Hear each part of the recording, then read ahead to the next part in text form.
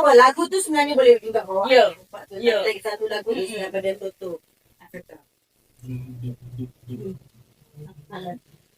Dah habis cukup. Enggak selesai. Memang salah. Tak payahlah. Enggak selesai.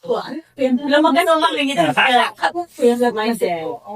Ingat tak I my dad. So lagu dia I Wanna Run To You tu pun memang sebab I nak tunggu dia lagi.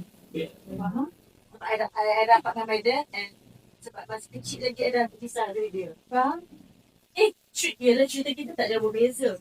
Cerita Mi ni sama dengan cerita I tu sikit sebab dia berpisah dengan father dia. I pun terpisah dengan my father. Bukanlah berpisah mak I dengan dia tu berpisah tak, but he works overseas dekat UK. So kadang-kadang raya tu tak jumpa, lambat balik macam orang lain dah selesai raya, tiba-tiba macam malam sampai. So bila orang kampung datang tanya, Daddy mana tak gelik ke? I rasa perit sangat and I would sing that song walaupun I tahu it's a love song untuk your partner. Tapi I rasa seni kata dia tu macam really menceritakan like I wanna run to you. Lantaklah korang nak cakap suara I macam mana, tapi when you just go I wanna run to you.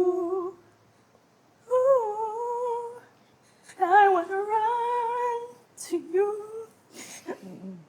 And kau can go through raya, satu hari raya suntuk, satu hari suntuk kan. Bapak kau tak sampai.